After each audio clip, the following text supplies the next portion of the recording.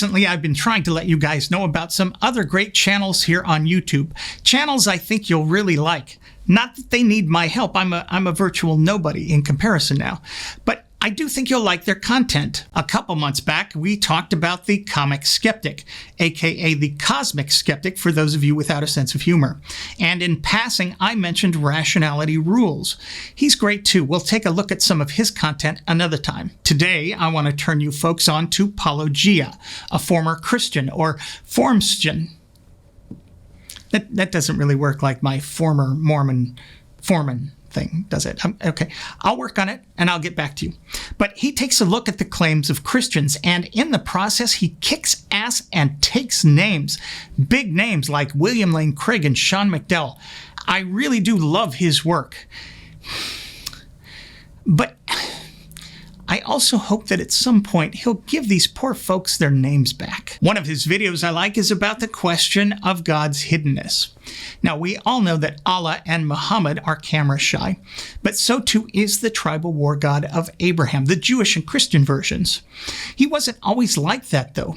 Early on, he was very active, creating salt people, killing firstborns, destroying entire cities. For a while there, he supposedly put on his very best human suit and chilled with a bunch of guys who really liked to fish, all while demonstrating his power and his love for the less fortunate. Then, obviously envisioning the rise of social media long before the rest of us, what with his all-knowingness and everything, his MySpace page went dark and his website went 404 on us. Paulo Gia does a great job, a bang-up job, taking on this question directly, so there's no need for me to be repetitive.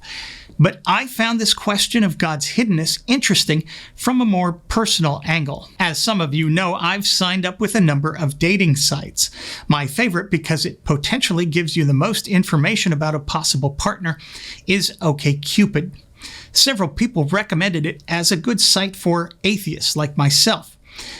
You might be interested too if you're interested in putting yourself out there on the market, and it really is a market.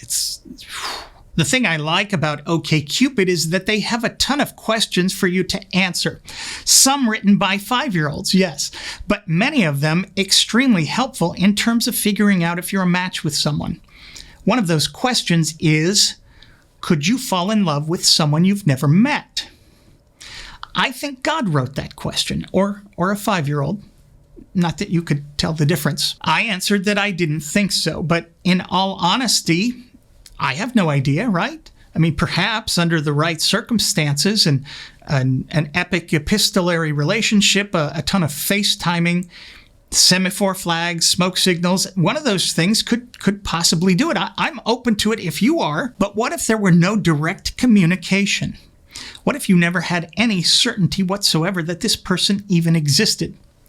What if it was just your friends and family telling you about this person? And what if the things they were telling you were contradictory?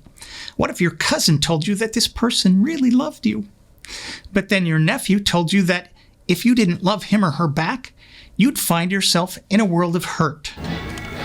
You're entering a world of pain, Walter. Forever. Could anyone be expected to love such a person or being? When Jesus was asked which is the greatest commandment, he said it was to love God with all your heart. How is anyone supposed to do that when he never calls, he never writes? Heck, I have yet to receive a single kissing, winky-faced emoji from him. And his responses to our requests for help, they're just constantly ignored, as Christians found out last election. It's bad enough that God asks us to believe in him when he shows himself to no one. But he demands our love too? Really? Wait, maybe that's what I'm doing wrong on these sites. I shouldn't be looking for love. I should just be demanding it. And instead of being willing to give it, I should just be expecting it or manifesting it unto me. Not sure how that manifesting stuff works, but I can tell you this. Loving someone whose very existence is suspect is manifestly stupid, Cupid. Once again, I'm me, and you should definitely call me if you think we're a match. Thanks for watching.